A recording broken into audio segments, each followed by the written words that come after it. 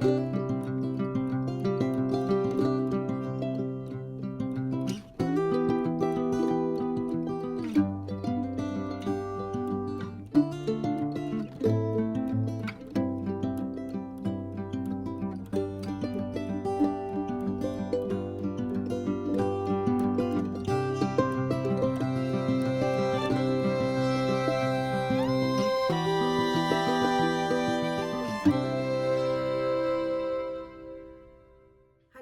und herzlich willkommen in meinem Podcast über Stricken.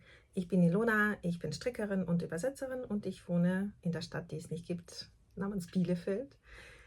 Und ja, in meinem Podcast geht es vorwiegend ums Stricken und Wolle, manchmal ums Übersetzen und neue Designs von mir und ja, immer darum, was ich so in den letzten Wochen oder Tagen gestrickt, angeschlagen, geribbelt habe und so weiter. Ja, ich habe vor ein paar Tagen gedacht, ich habe ja gar kein aktuelles Thema, das ich so richtig behandeln könnte in der nächsten Folge. Habe mir überlegt, was mache ich denn? Ich mag es ja nicht so gerne, einfach nur über meine aktuellen Strickprojekte zu sprechen. Und dann kamen plötzlich zwei große Themen auf, so dass ich sie beide jetzt irgendwie auch im Kopf habe. Und natürlich werde ich sie beide nicht heute behandeln. Also heute kommt nur ein großes Thema. Das andere muss ich auf eine andere Folge schieben. Das wird das Thema sein, über welches ich mit einer Kollegin gesprochen habe. Das Thema hat die Kollegin vorgeschlagen. Sie ist Anfängerin und hat quasi aus dem aktuellen Anlass ein Thema vorgeschlagen und das werde ich sehr, sehr, sehr gerne behandeln. Ich habe eigentlich auch schon alles vorbereitet, beziehungsweise also meine Ideen gesammelt, strukturiert und ja, muss nur schauen, wie ich das noch zusätzlich visualisiere, also damit ich nicht nur rede, sondern auch was zeigen kann, was für Anfänger geeignet ist. Und heute geht es um ein anderes großes aktuelles Thema und ja, das ist Weihnachten. In den letzten Folgen spreche ich häufig über Weihnachten, glaube ich, aber so langsam trudeln meine Adventskalender ein. Ja, plural, also mehrere Adventskalender. Und ja, aus diesem Anlass wollte ich jetzt konkreter nicht unbedingt über die Kalender sprechen, sondern darüber, was man aus den Garnen machen kann, die in diesen Kalendern drin sind. Ich hoffe, sie werden geeignet sein. Ja, also heute das Thema Adventskalender und was man aus den Garnen aus den Adventskalendern machen kann. Und dann habe ich noch ein paar andere Themen, also so kleine Themen und aktuelle Projekte, aber ich werde das jetzt, also ich werde keine Agenda für die gesamte Folge jetzt erstmal ja, ansagen, weil ich mir nicht sicher bin, dass ich durchkomme. Ich muss meine Folgen unter einer Stunde halten, weil ansonsten habe ich Download-Schwierigkeiten. Ja? Also irgendwie geht das meistens dann am Ende, dass ich die Folgen hochladen kann, aber beim letzten Mal, als ich eine Folge signifikant über einer Stunde hatte, habe ich wirklich mehrere Tage versucht, sie über Umwege von meinem Telefon bzw. aus meinem Videobearbeitungsprogramm irgendwie auf ja, in die große weite Welt zu bekommen. Das war wirklich ein Kampf. Und dabei sind auch noch so Bearbeitungselemente verloren gegangen. Das war die Folge, wo es um die Gewinnerin-Bekanntgabe ging für das Buch Die Küstenmaschen. Und das alles, was ich quasi um diese Gewinnerin so extra hinzugefügt habe zum Video, das war verschwunden bei diesem Umweg. Und das möchte ich nicht nochmal erleben, dass meine Bearbeitungselemente, sage ich mal, verschwinden. Deswegen versuche ich mal unter einer Stunde zu bleiben. Und deswegen muss ich mich natürlich disziplinieren und nur das sagen, was ich geplant habe zu sagen. Also jetzt nicht ein Skript vorgeschrieben, sondern ich habe mir bestimmte Themen überlegt und nur über diese Themen sollte ich auch sprechen und nicht abschweifen, was mir ja schon mal passieren kann. Und damit ich aber ein paar wichtige kleine Sachen nicht vergesse, naja, sie sind nicht alle wichtig, aber klein, sage ich sie am Anfang und nicht am Ende, damit ich quasi mit dem großen Thema die Länge des Videos variieren kann. So, und zwar, ja, ja, wie soll ich sagen, jetzt sind wir wieder bei einem Thema, das ja ein bisschen traurig für mich ist oder sehr traurig. Aber also ich spreche jetzt nicht über das Thema. Also ich hatte vor ein paar Tagen einen richtig schlechten Tag. Ich war den ganzen Tag sehr traurig, sehr viel geweint und irgendwann mitten am Tag, während eines Heulkrampfs, sage ich mal, klingelte es an der Tür. Der Postmann war da. Ich musste ganz schnell mal die Tränen wegwischen, zur Tür gerannt. Ich habe aber auf nichts gewartet. Ja? Also meistens werden ja Sendungen angekündigt und dann weiß man, okay, an dem Tag wird was kommen. Dann, naja, versucht man vielleicht nicht zu weinen vorher schon. Und da musste ich wirklich die Tränen wegwischen und ja, um nicht ganz doof dazustehen an der Tür. Die Tür aufgemacht, Sendung abgeholt und ich dachte, ich habe ja auf nichts gewartet. Und das war so eine Sendung, die man nicht von einem Garn- oder Wollgeschäft oder halt einem kommerziellen Anbieter bekommt, also so ja, normal verpackt, wie man halt Sendungen so selber verpackt, wie auch meine Sendungen, die ich über Etsy oder die ich verschicke, wenn ihr was in meinem Etsy-Shop kauft, weil ich versuche so im Sinne der Nachhaltigkeit die Verpackungen, die ich bekomme, immer wieder zu verwenden. Und oft sieht man bei mir, also die Sendungen, die ihr von mir bekommt, dass das natürlich halt, das sind keine neuen Boxen. Ich verwende eigentlich fast nie neue Boxen oder neue Pakete oder sowas, sondern ich verwende alles immer mehrfach, was mehrfach verwendbar ist.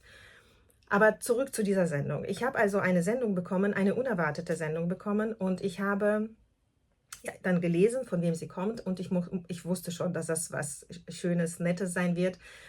Und ja, Norma, vielen, vielen Dank. Das war eine Sendung von einer Zuschauerin, also von Norma, die meine Tochter und ich zusammen mal auf dem, wie hieß er denn, auf so einem kleinen Wollfest kennengelernt haben. Jetzt fällt mir der Name Sulinger? Nee, da war ich nie. Wie heißt der denn? Hier quasi relativ in der Nähe bei uns, wo wir spontan mal hingefahren sind, meine Tochter und ich zusammen, wo so Alpakas drin standen. Ja, jedenfalls haben wir da Norma kennengelernt. Sie hat mich angesprochen und ja, meine Tochter und ich durften in ihrem Büchlein für, weiß ich nicht, Wollwelt-Vertreterinnen, sage ich mal, wir durften da ein Autogramm abgeben und das war sehr nett. Wir haben uns nett unterhalten und seitdem schreiben wir uns manchmal und sie hat mir auch schon eine wunderschöne Karte geschickt von ihrer Reise naja, auf den unterschiedlichen Inseln. Das waren die Inseln, wo auch hier Harris Tweed herkommt und so. Und jetzt hat sie mir ein Paket geschickt mit ein paar Geschenken und ich musste wirklich noch viel mehr heulen. Ich habe die Tür zugemacht, ins Zimmer, also in mein Arbeitszimmer gegangen, wo ich bis dahin gewesen bin, wo ich jetzt auch bin. Und ich musste wirklich weinen, weil ich wusste, das wird was Nettes sein und ich wusste auch, womit das zusammenhängt. Jetzt muss ich ja, eine nächste Heulattacke sozusagen vorbeugen, aber ich zeige, was sie mir geschickt hat. Teilweise, nicht alles. Ich glaube, naja, vieles habe ich schon irgendwie im Haus verteilt. Sie hat mir eine schöne Tasche geschickt, eine sehr schöne Tasche. So, ich weiß nicht, welches, also irgendwie so, ich habe keine Ahnung, wie also diese Phase heißt. Auf jeden Fall gefüttert, ja, und mit noch ein paar weiteren Geschenken drin. Mit einem schönen Kärtchen mit Schafen. Ja, mit einer interessanten ach, das ist ein Foto, sehe ich gerade, weil man sieht halt auf der anderen Seite diese Zeichen wie beim Ausdruck von Fotos. Das ist ja cool. Das ist auf jeden Fall ein Foto. Wahrscheinlich hat sie das Foto selber gemacht. Und ja, mit einem netten Brief da drin. Naja, in dem sie sich darauf bezieht, warum ich dieses Päckchen bekomme. So, jetzt muss ich wieder weitersprechen. Und sie hat, also das Rührendste war, sie hat mir Socken gestrickt. Ja, das sind die Socken. Ich kann nicht viel dazu sagen. Ich würde, glaube ich, nochmal heulen. Sie hat mir richtig schöne, dicke, warme Socken gestrickt. Ich habe sie noch nicht getragen, weil ich sie zeigen wollte.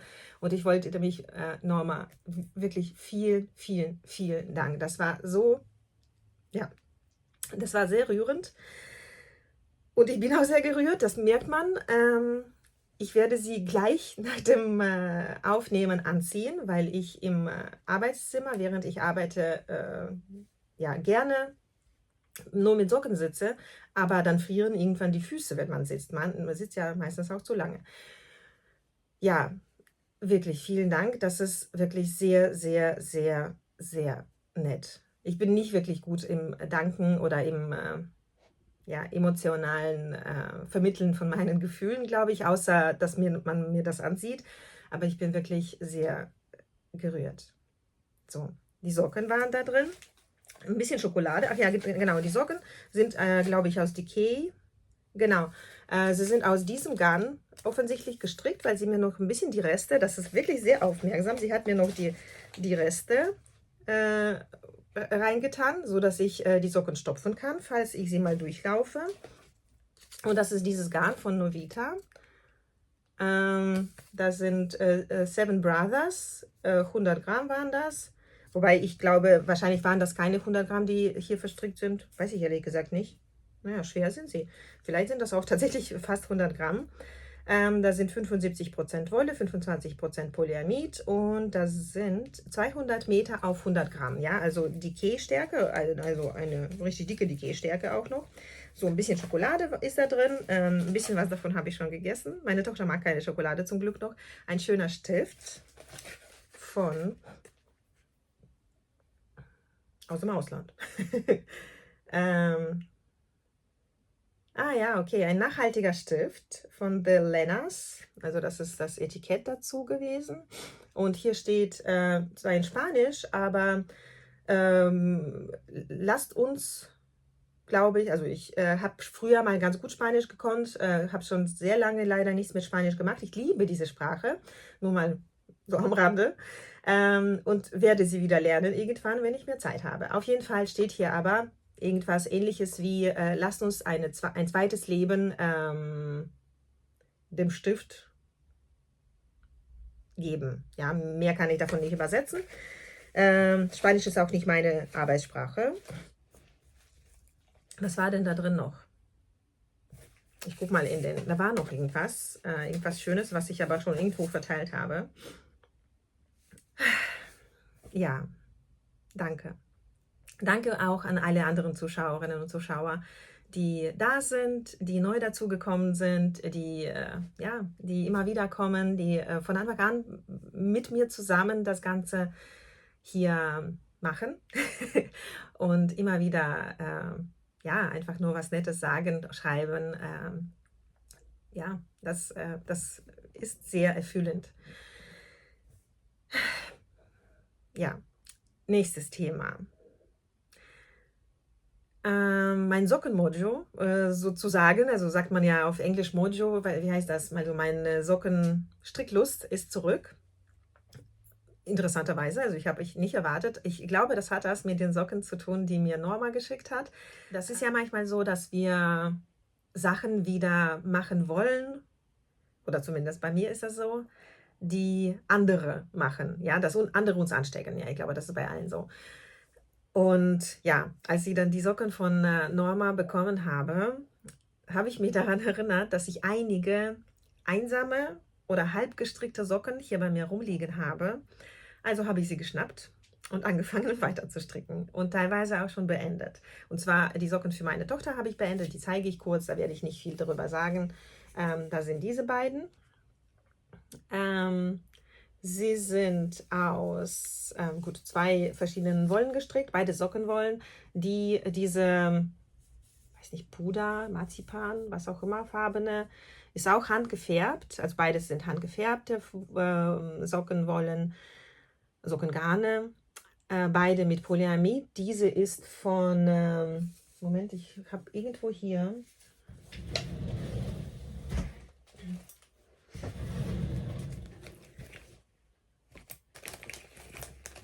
das Etikett.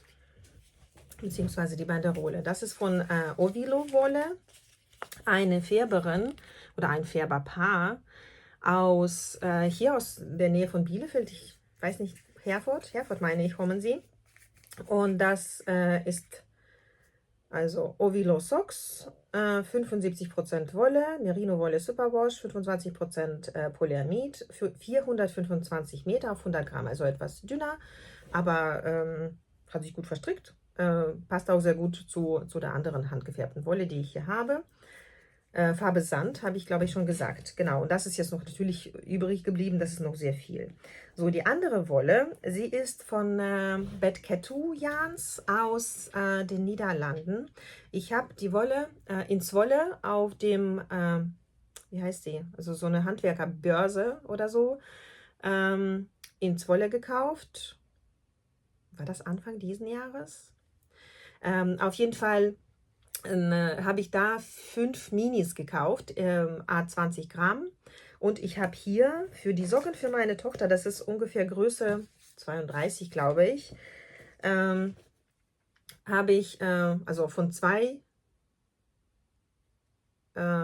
Minis das noch übrig. Soweit ich mich erinnern kann, ja, nagelt mich bitte nicht fest. Ich glaube, das sind nur die Reste von den jeweils 2 Minis. Das heißt, ich müsste eigentlich nur 3 Minis und das hier haben, sodass das für meine Socken reichen müsste. Ja, das ist ja normalerweise bei mir immer so, wenn ich eine vierfädige Sockenwolle nehme, dann kann ich daraus 2 Paar Socken stricken. Einmal für mich und einmal für meine Tochter. Meine Tochter hat Größe 32 ungefähr. Genau. Und die Infos zu dieser Wolle und der Link zu der Handfärberin ist unter meiner Folge über Zwolle zu finden. Ja, ich habe so viele kleine Sachen heute, dass ich das jetzt nicht rausgesucht habe. Vielleicht mache ich das oder ich blende hier halt die Nummer der Folge zumindest ein oder mache hier so eine Verlinkung. Ja, also das ist nichts Besonderes, so was Konstruktion angeht. Ich habe hier vorne angefangen. Dann hier halt einfach nur die Spitze gestrickt, dann hier eine runde linke Maschen gestrickt, einfach nur so, damit man so eine Art Naht hat. Dann habe ich hier einfach nur flach oder glatt rechts weiter gestrickt. Hier und da, also ich habe an 2 Stellen jeweils 2 Maschen zugenommen, einmal unten, einmal oben. Ich habe mit Magic Loop gestrickt, also mit einer langen Rundstricknadel mit 2,5 mm. Hier habe ich eine, wie heißt sie? Jetzt habe ich vergessen, wie sie auf Deutsch heißt. Also auf jeden Fall eine Ferse mit verkürzten Reihen gestrickt. Und dann weiter halt glatt rechts, wieder mit der Hauptfarbe. Und dann wieder die Maschen, die ich hier zugenommen hatte, am Ende wieder abgenommen. Ja? Dieses Zunehmen und Abnehmen mache ich, damit hier diese Entfernung, also diese Entfernung ein bisschen breiter wird. Viel breiter brauchen wir nicht, also sowohl meine Tochter als auch ich haben ja, also so einen recht definierten Fuß, sage ich mal. Und hier brauchen wir nicht viel mehr als hier zum Beispiel. Aber so ein bisschen zur Bequemlichkeit oder um mehr Bequemlichkeit und mehr Komfort, Tragekomfort zu haben, nehme ich halt hier ein bisschen zu und hier wieder ab.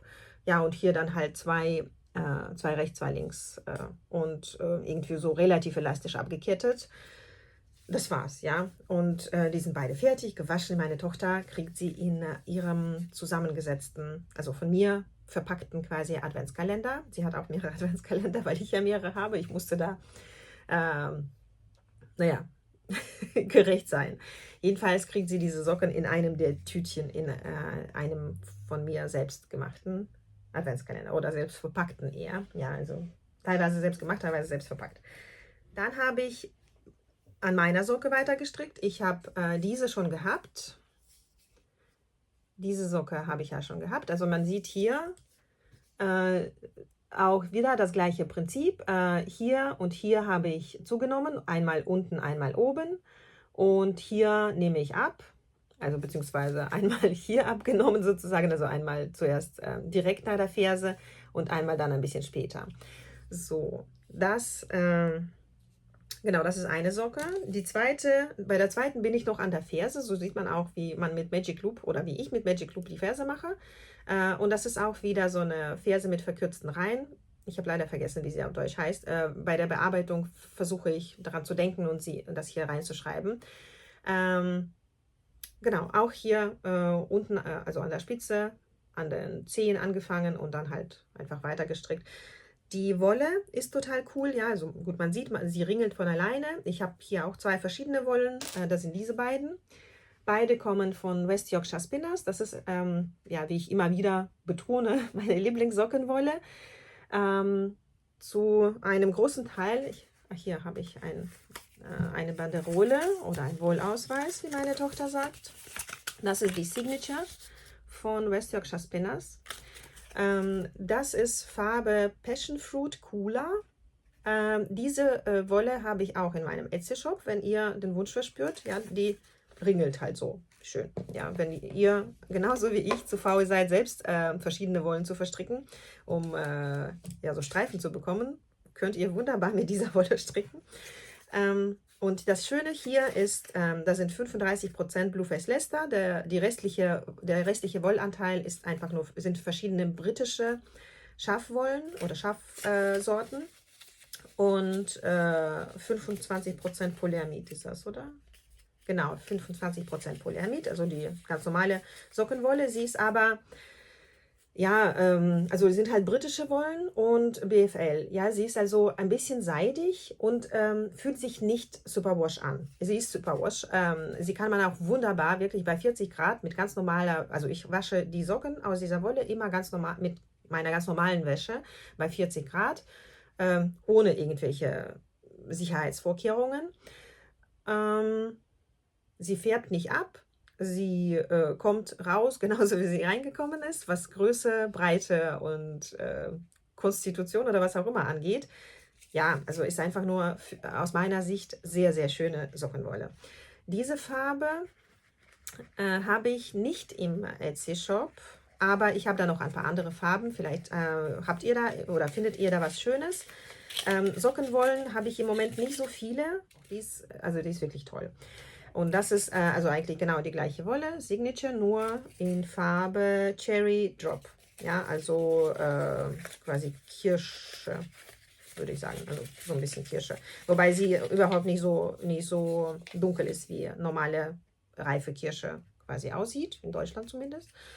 Ja, das ist das zweite Sockenpaar, an dem ich gerade aktiv arbeite. Ich habe noch ein drittes angeschlagen aus einem Garn, das ich zum Testen bekommen habe. Darüber rede ich an einem anderen Tag. So, das lege ich jetzt mal wieder zurück.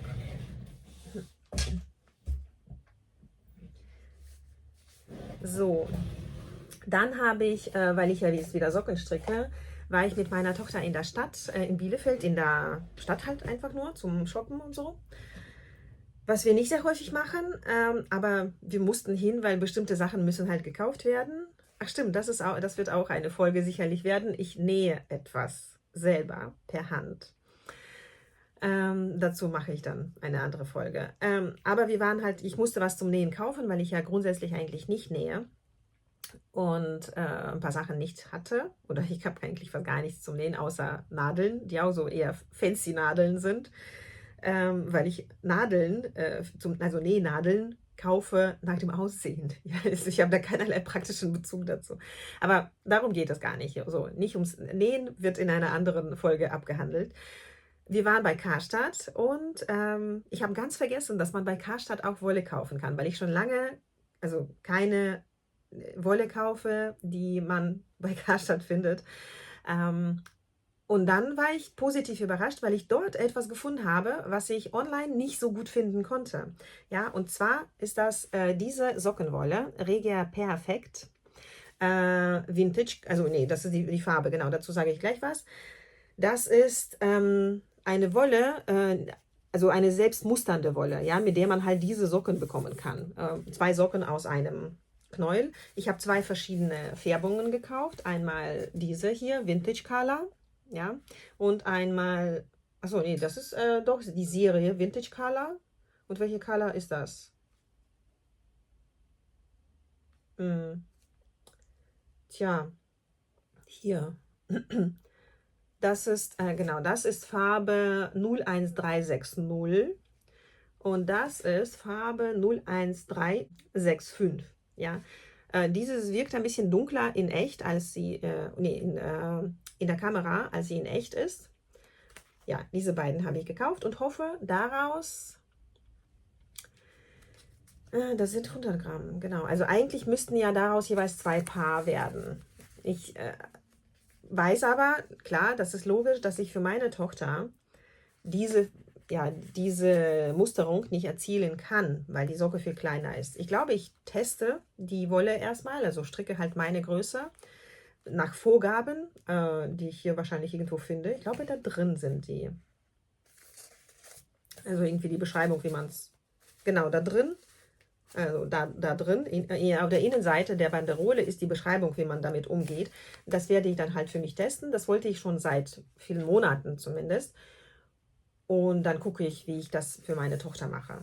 Ja, weil, also grundsätzlich ist es bei mir halt so, ich stricke, das ist jetzt mir klar geworden, ich stricke Socken nicht gerne, nicht nur oder nicht unbedingt, weil sie so kleinteilig sind.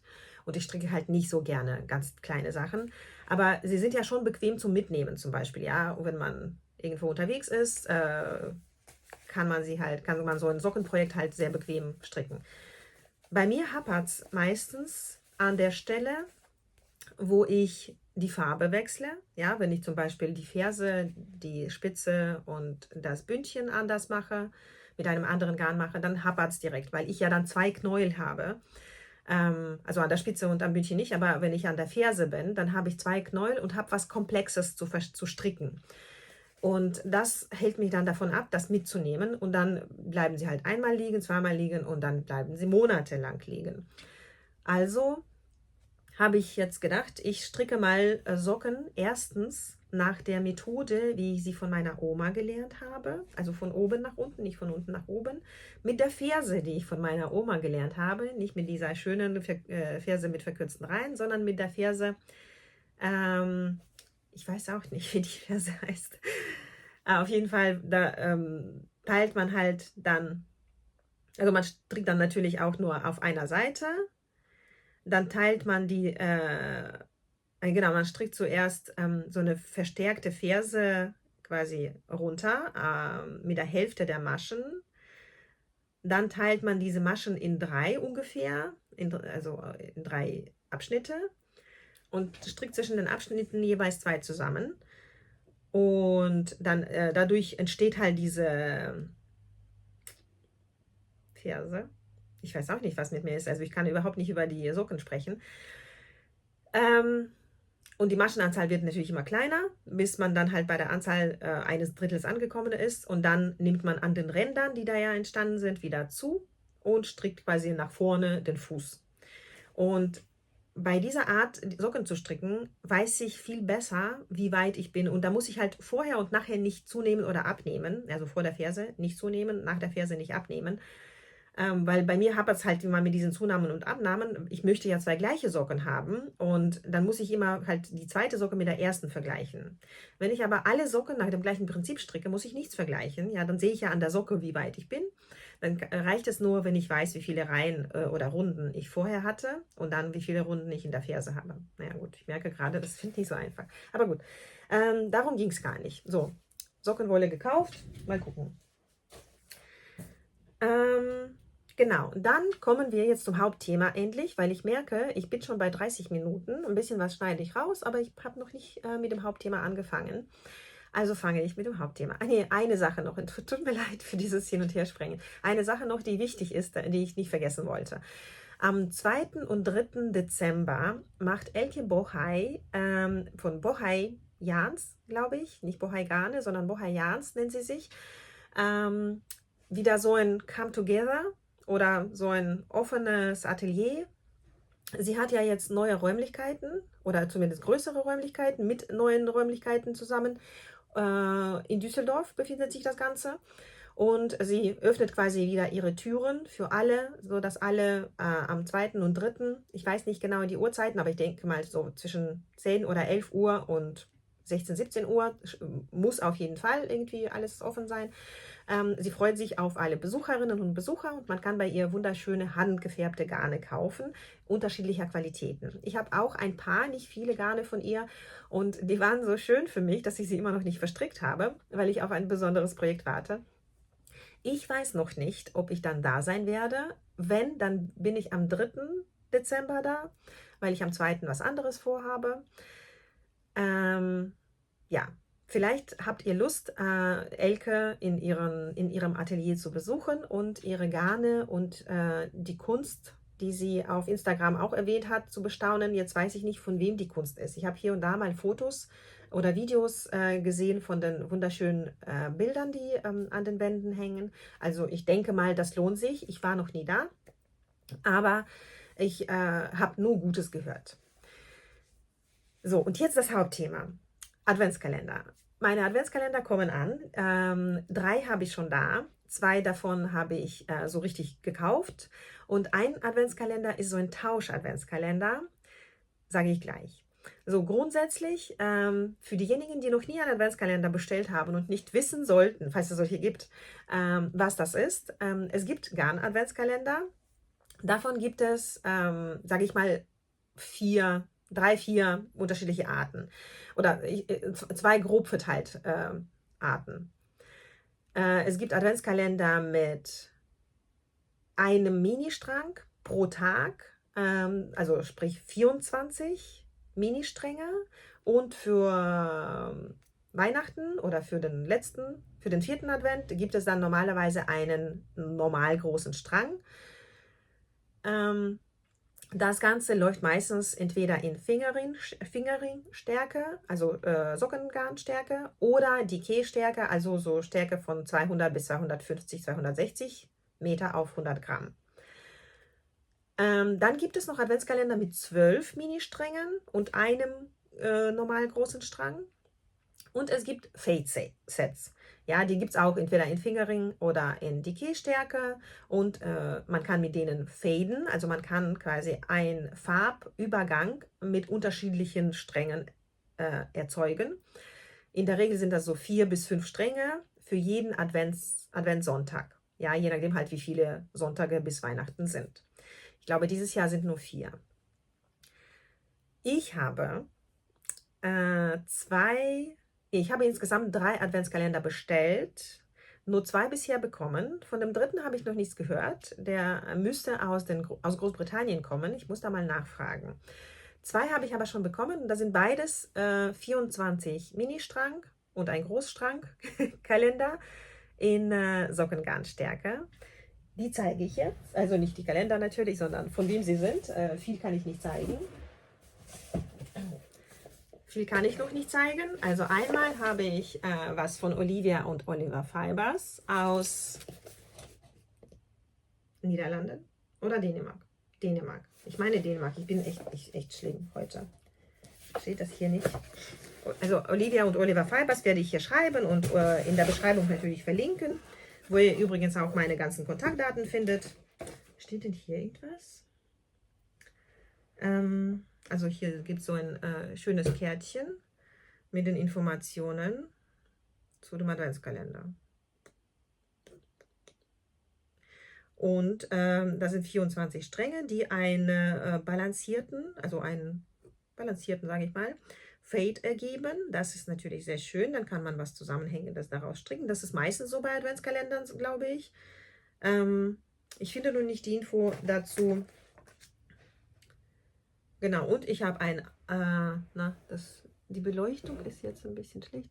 Ich habe hier einen Gutschein, also einen Code für diese Anleitung bekommen. Das ist auch sehr schön. Das könnte man daraus stricken, soweit ich weiß. Das ist ein schönes, man sieht leider nichts, nicht so viel. Ist ein schönes, von Malia Designs. Genau, ein schönes Tuch. So, und dann habe ich halt hier,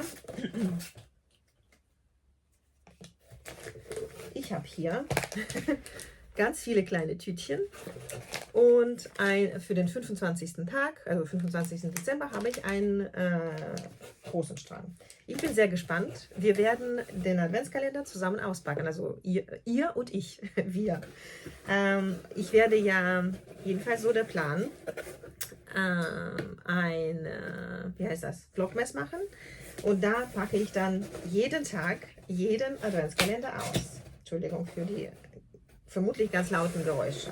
So, das ist ein Adventskalender. Ich werde die ganzen Tütchen an meiner Adventskalenderwand unterbringen und sobald sie fertig ist, werde ich euch die Wand natürlich auch zeigen. Dann habe ich einen Adventskalender bekommen mit einem wunderschönen Bild auf der Box. Das habe ich auch auf Instagram geteilt. Das ist ein wunderschönes Foto, also ein Bild aus Schottland. Entspricht total meinem Geschmack. Auch die Farben. Das ist von Sakami Yarns. Hier gibt es auch Instruktionen und so ein Brief quasi. Dann gibt es, das ist ja ein bisschen schwieriger zu zeigen, hier gibt es ganz viele verschiedene Karten. Ja, also viele Karten, das sind Postkarten mit Informationen zu irgendwas. Ich habe sie noch nicht gelesen. Ja? Und hier gibt es noch ein extra Geschenk. Habe ich das nicht schon ausgepackt? Nee. Also hier, ich habe das nicht ausgepackt, sondern hier das Klebeband, das geht von alleine ab. Das werde ich natürlich an einem anderen Tag irgendwann, na, man sieht überhaupt nichts, irgendwann auspacken. Und der Kalender selbst sieht dann so aus. Also 24 Mini-Stränge und ein 100 Gramm Strang. Ich freue mich sehr. Das sind sehr kleine Büchschen. Ist nichts zum Aufhängen. Letztes Jahr war der Adventskalender von Sakami in so Papier verpackt, so dass also die kleinen Mini-Stränge waren jeweils in Papier verpackt und ich konnte sie schön aufhängen. Das hier muss ich mir überlegen, wie ich das an meine Adventskalenderwand hänge. Aber das werde ich schon schaffen, denke ich. So, das ist der zweite Adventskalender. Und dann habe ich also einen, wie haben wir das genannt? Irgendwie so Reste, Stash, Tausch Adventskalender gemacht. Und zwar Nina Pomerenke von A Crafter's Tale. Das ist eigentlich eine Deutsch kann man, weiß ich nicht. Also auf jeden Fall eine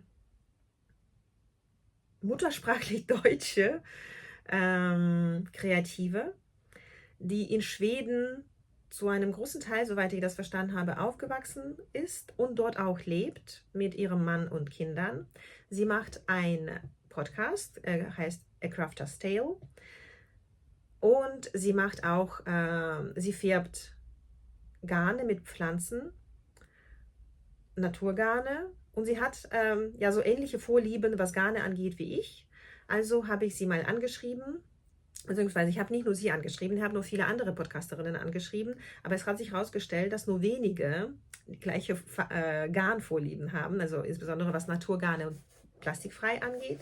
Und so hat sich das ergeben, dass sie und ich jetzt einen Adventskalender getauscht haben. Ich habe für sie aus meinen Resten einen Adventskalender zusammengestellt und verschickt. Sie hat ihn auch schon bekommen und sie hat das gleiche halt in meine Richtung gemacht und ich habe ihren Kalender auch schon bekommen. Ich habe den schon erwähnt und jetzt ist er tatsächlich angekommen. Ich hatte ja Befürchtungen wegen der Post und ja, die sind nicht eingetreten. So. Und sie hat mir wirklich also als ich ihren Adventskalender bekommen habe, habe ich direkt angefangen, mir Sorgen zu machen, ob meiner dem so ungefähr entspricht, also den ich an sie geschickt habe. Irgendwann habe ich mich dann darauf besonnen, dass es ungefähr so sein müsste. Ich hoffe, dass sie das auch so sieht. Ich wollte halt, einerseits wollte ich möglichst viel geben, auf der anderen Seite wollte ich auch nicht zu überemotional sein und habe irgendwie hoffentlich was Schönes zusammengestellt. Ja, ich bin sehr gespannt auf ihre Reaktion. Ich bin auch sehr gespannt, ob sie darüber in ihrem Podcast redet. Ihr Podcast ist in Englisch, aber ist trotzdem, also nicht trotzdem, sondern ist sehr sehenswert. Also wenn ihr Englisch könnt, um ausreichend zu verstehen, wenn über Stricken gesprochen wird, dann guckt ihren Podcast an. Der ist auf jeden Fall sehr angenehm, sehr entspannend für mich zumindest. So, und ihr Adventskalender, also sie hat mir eine sehr schöne Karte geschickt mit Schafmotiven. Dann hat sie mir noch ein bisschen extra Garn geschickt in einer, beziehungsweise sie hat auch hier diesen Projektbeutel geschickt. Und wir wollten noch voneinander ein bisschen ja, lokales oder halbwegs lokales, regionales Garn haben. Und ich wollte norwegisches Garn. Ich habe Hillesvåg angesprochen. Nee, wo ist das Hillesvåg? Genau. Ich habe Hillesvåg angesprochen, weil man also die Garne von Hillesvåg aus Norwegen selten und an nur wenigen Stellen oder vielleicht nur an einer Stelle in Deutschland kaufen kann. Und diese Stelle ist weit weg von mir, sodass ich die Garne nicht anfassen konnte. Also habe ich einfach nur ihr gesagt, sie soll, wenn sie die Möglichkeit hat, soll sie mir ein paar Stränge von irgendwas von Hillesvåg zuschicken. In Fingering-Stärke, also in Sockengarnstärke, aber Naturgarn, also halt ohne Plastik. Und das Weichste davon, ja, halt einfach nur ich habe andere norwegische und schwedische Garne, die kann ich verstricken und werde sie auch verwenden, aber sie sind schon so, dass ich dann denke, ich muss nicht zu viel davon haben. Ja, also ich vertrage zwar viele rustikale Garne ganz gut, aber es muss nicht nur rustikal sein. So, sie hat mir also 2 Stränge von Hillesvåg Ask geschickt. In dieser wunderbaren Farbe. Das ist, glaube ich, 316055. Also sieht natürlich grau aus. Das sind 100% norwegische Wolle und das sind 315 Meter auf 100 Gramm. Das müssten 2 mal 100 Gramm sein. Genau, die habe ich. Und ansonsten habe ich halt hier viele Tütchen. Wir wollten eigentlich nur jeweils 12 Tütchen, also 12 Tütchen, einander schicken. 1, 2, 3, 4, das sieht nach mehr aus. 1, 2, 3, 4, 5, 6, 7, 8, 9, 10, 11, 12. Ja doch, das passt. Das sind 12. Genau, also wir werden zusammen auspacken. Ich freue mich sehr auf das Verstricken von Ask. Ja, wie ihr seht, bin ich sehr gut versorgt. Ich hoffe nur wirklich, dass der 3. Adventskalender, den ich aus Großbritannien bestellt habe, ankommt, weil von dem verspreche ich mir besonders verspielte Farben. Ja, ich hoffe, das klappt alles. So, dann möchte ich noch, ja, kurz darf ich nicht sagen, weil ich ja selbst die Zeit verplempert habe mit Gesprächen über was anderes. Ich habe für euch und für mich auf Ravelry 2 Bundles heißen sie dort, gebaut. Also ich habe halt, wie heißt das? Also so eine Art Ordner in den Favoriten bei mir auf Ravelry zusammengestellt. Ein Ordner heißt Advent Calendar, jetzt habe ich vergessen, wie der heißt. Advent Calendar Fingering oder so. Und der andere Advent Calendar Projects Decay und Advent Calendar Projects Fingering. Ja, ich habe also verschiedene Projekte oder verschiedene Anleitungen, also Links zu verschiedenen Anleitungen auf Ravelry nach Kategorien aufgeteilt, und zwar geeignet für Verstricken von Adventskalendern und dann halt in 2 Gruppen unterteilt: Decay, also etwas dickere Wolle, und Sockengarnstärke, weil das beides Garnstärken sind, die ich am häufigsten verstricke. Also genau genommen verstricke ich eigentlich Fingering, also Sockengarnstärke am häufigsten, aber im Moment tendiere ich so ein bisschen mehr dazu, auch Decay-Stärke zu verstricken, weil es halt schneller geht und schneller die Befriedigung bringt, etwas fertiggestellt zu haben. Genau, also diese 2 Ravelry Bundles werde ich hier in der Beschreibung verlinken für euch. Ihr könnt da gerne stöbern und euch inspirieren lassen. Ich hoffe, das inspiriert euch auch.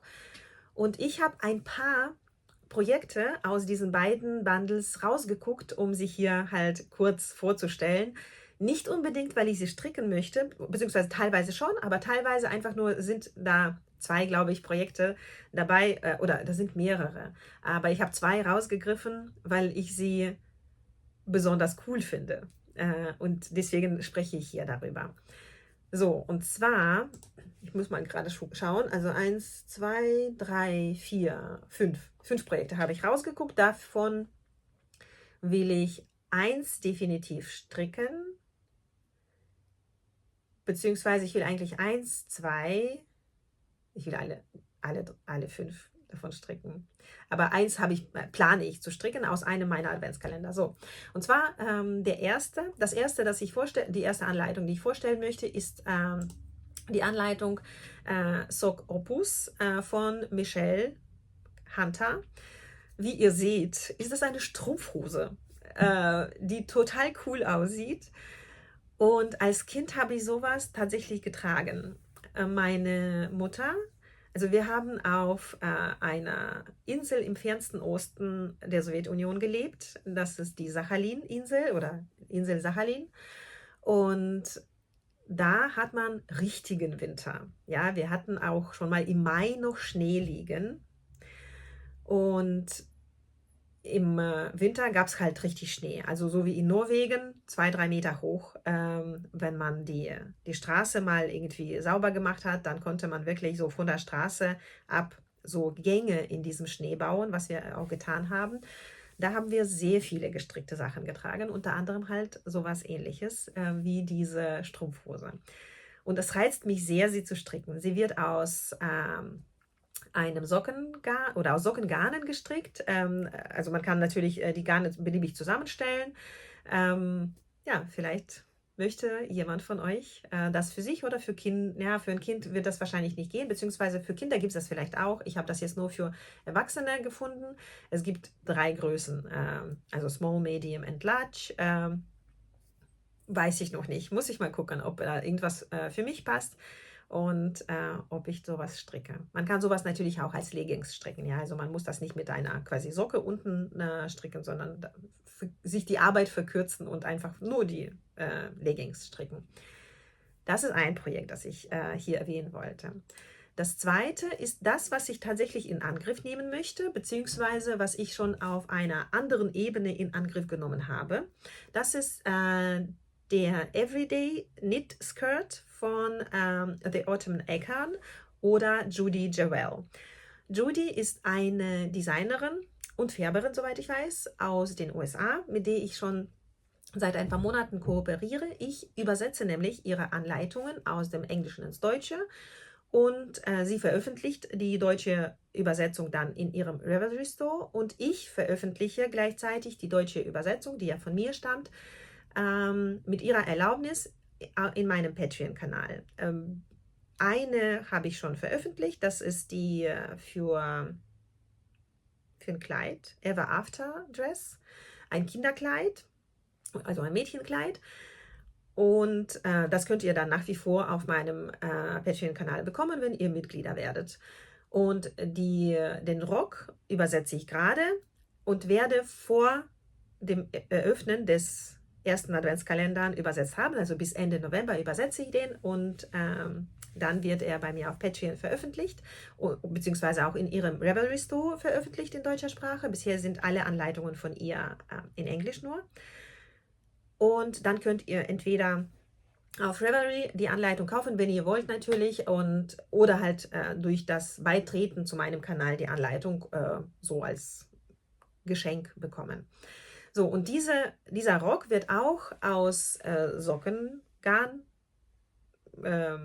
also beziehungsweise aus Fingerringgarnen gestrickt, also Sockengarnstärke, mit 28 Maschen auf 10 cm. Das ist eine Herausforderung für mich, weil ich glaube, ich habe 28 Maschen auf 10 cm noch nie erreichen können. Also es ist viel zu viel. Ja, normalerweise, ich stricke nicht wirklich locker, aber irgendwie, ich glaube, je kleiner die, nee, ich weiß auch nicht. Also 28 konnte ich nie erreichen. Ich musste das schon für irgendwas machen, konnte ich nicht. Aber das Schöne an dem Rock, beziehungsweise grundsätzlich am Stricken, man kann es ja anpassen. Dann nehme ich halt eine andere Größe oder rechne ein bisschen um. Ja, den Rock kann man auf jeden Fall einfarbig, bunt, wie auch immer stricken, also mit Streifen oder, ja, oder so ähnlich. Und ich werde den Rock wahrscheinlich aus einem der Adventskalender stricken. Ich muss nur schauen, welche Farben dann halt besser passen. Ich hoffe, dass da irgendwas passt. Wenn nicht, dann habe ich andere Garne, aus denen ich diesen Rock stricken kann. Was noch dazu? Das ist das erstmal. Ich finde den Rock sehr schön. So. Dann gibt es auch noch ein sehr, sehr wunderschönes Projekt. Das ist das Scrappy Knit Show von Regina Weiß. Das liegt in meinem Korb, sage ich mal, schon seit dem letzten Jahr, beziehungsweise das ist kostenlos übrigens. Ja, die beiden anderen Anleitungen sind nicht kostenlos gewesen. Diese Anleitung ist kostenlos. Die liegt also in meiner Bibliothek seit dem letzten Jahr. Und ich wollte dieses Tuch unbedingt stricken. Bisher noch nicht geschafft, weil ich aus dem Adventskalender oder den Adventskalendern vom letzten Jahr noch was anderes stricke. Und das ist noch nicht fertig. Und ich verbiete mir quasi neue ähnliche Projekte anzuschlagen, beziehungsweise Projekte, für die ich ähnliche Anzahl von Garnen brauche, anzuschlagen, weil irgendwie, ja, man sollte Sachen fertigstellen, zumindest teilweise. Aber dieses Tuch kann man sowohl aus Decay-Garnen als auch aus dünneren, dickeren Garnen stricken. Ja, hier ist sowohl die Größe als auch die Maschenprobe egal. Ja, also man kann auch das Tuch beliebig groß machen, natürlich. Das macht es, also diese Anleitung grundsätzlich macht diese Anleitung grundsätzlich halt wirklich für alle nicht unbedingt interessant, sondern halt machbar. Ja, also wenn man das Aussehen dieses Tuches mag, dann kann man halt beliebige Garne dort verstricken. Die sollten natürlich nur zueinander passen. Also ich verliebe mich immer mehr in dieses Tuch, wenn ich mir das so angucke. So, das war das dritte Projekt. Dann das vierte, das ist The Bad Idea Top von Lerke Bagger. Das ist einfach nur so also das ist im Prinzip nicht unbedingt ein Strickstück, das an mir, oder wie soll ich sagen, also das ist nicht die Silhouette, die ich üblicherweise trage. Aber ich finde das einfach sehr hübsch und gerade in diesen Farben, in denen das, also ihr Foto quasi ist, gestrickt wird das aus einem beliebigen Garn. Also hier steht Decay plus Decay, Maschenprobe entbehrlich, für viele Garnstärken geeignet. Das macht Mut, ja, dass man das halt ja, mit beliebigen Garnen, unter anderem halt auch mit Garnen aus dem Adventskalender stricken kann. Und die Anleitung ist, glaube ich, kostet was? Ich weiß gar nicht, wo man sie erwerben kann. Hier steht das nämlich nicht. Steht das irgendwo? Also es gibt die Anleitung auf jeden Fall auch in Deutsch. Ah, okay, die Anleitung kommt oder ist veröffentlicht in ihrem Buch.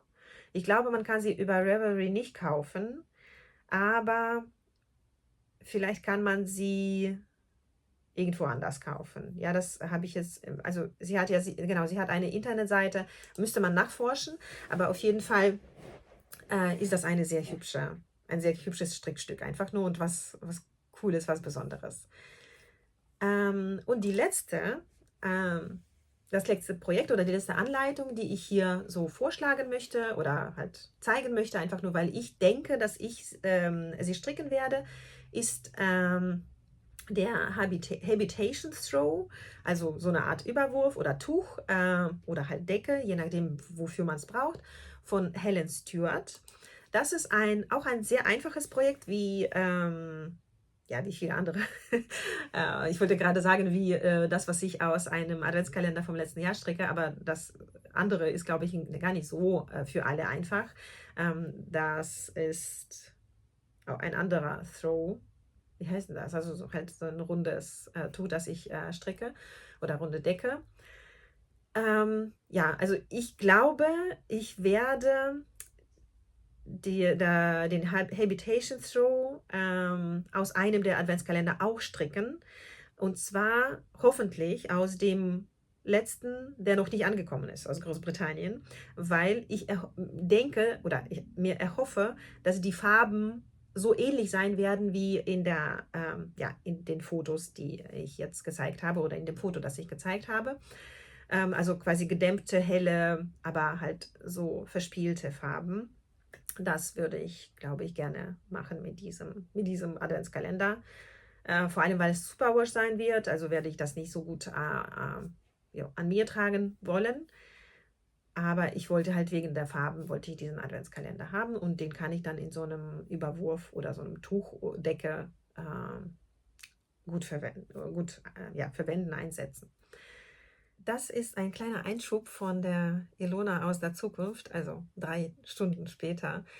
Mir ist eingefallen, dass ich euch ja nicht nur meine Ideen für Adventskalender und nicht nur für meine Adventskalender präsentieren wollte, sondern ich wollte euch doch auch noch fragen, welche Adventskalender ihr so bekommt, bastelt, tauscht, und was ihr damit machen wollt. Oder ob ihr überhaupt mit Adventskalendern irgendwas macht, ob ihr zu Weihnachten was Besonderes macht, ob ihr vielleicht zu Weihnachten bestimmte strickbezogene Traditionen habt. Das würde mich sehr interessieren. Meine Tradition zu Weihnachten ist eigentlich einfach noch mehr stricken und Adventskalender auspacken und sie verstricken. Aber ich bin sehr offen für neue Traditionen, für neue spannende Projekte und würde mich freuen, wenn ihr auch in den Kommentaren schreibt, ja, wie gesagt, welche Adventskalender ihr bekommt, ob ihr vielleicht selber welche macht oder mit Freundinnen tauscht oder in Stricktreffs vielleicht irgendeine Wichtelaktion durchführt. Also alles strickbezogene, weihnachtsbezogene, adventsbezogene, was ihr so vorhabt. Und auch gerne Links zu irgendwelchen Projekten, ob auf Ravelry oder in der breiten Öffentlichkeit oder vielleicht eure eigenen ja, so Strickrezepte, was ihr so mit Adventskalendern oder halt mit bunten, Anführungszeichen, Restgarnen vielleicht machen würdet. Das wäre sehr schön. Ich glaube, das ist alles. Ja, ich sehe gerade in der Kamera, das sind 56 Minuten. Ich werde noch wahrscheinlich so ein paar Sekunden zumindest rausschneiden, weil ich zwischendurch mal gehustet habe. Ähm, Ich überlege gerade, ob ich noch was zeige. Nee, da muss ich neu aufnehmen. ähm, Was wollte ich noch zeigen? Irgendwas wollte ich. Ach ja, genau. Ich werde im Abspann ein paar Bilder aus dem Tierpark Olderdissen in Bielefeld reinpacken. Meine Tochter und ich waren letztes Wochenende, also jetzt, heute ist Montag, da waren wir vorletztes Wochenende, also vor einer Woche, in dem Tierpark in Bielefeld, ja, am Sonntag.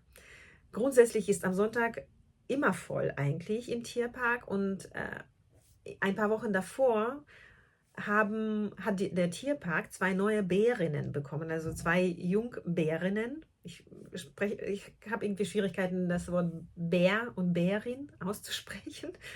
Jedenfalls sind 2 neue junge Bärinnen dazu gekommen oder halt eingezogen im Tierpark.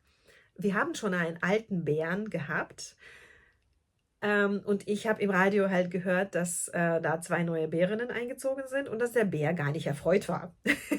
Was mich ein bisschen gewundert hat, aber dann haben sie das halt so erläutert, ja, das muss man sich dann halt so vorstellen, dass ein älterer Herr in einem Haus wohnt und da ziehen dann zwei 20-Jährige ein und machen ständig Party. Da ist er natürlich überhaupt nicht erfreut. Und ja, wegen diesen Bärinnen und dem Bären gab es natürlich, oder war sehr voll, also man musste auch ein bisschen warten, um auf den Parkplatz zu kommen und so Sachen.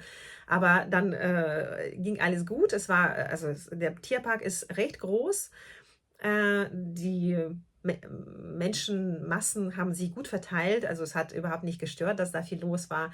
Und die Bärinnen haben wir leider nicht gesehen, aber den Bären. Und ich habe ein bisschen hier und da aufgenommen und ja, das wird dann halt als Abspann jetzt kommen.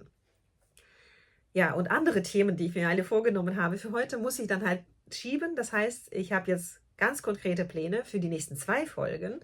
Das ist schon mal gut. Ja gut, und dann kommt halt Advent. Ja, also ich bin mir nicht mal sicher, ob ich diese 2 neue Folgen noch vor dem Advent, vor dem Vlogmas aufnehmen kann. Ich hoffe sehr, weil ansonsten sind sie veraltet. Ja, in jedem Fall vielen, vielen Dank, dass ihr da wart, dass ihr euch das angeguckt habt und ich hoffe und mache alles, dass wir uns bald wiedersehen und wünsche euch bis dahin eine schöne Zeit. Bis dann. Tschüss.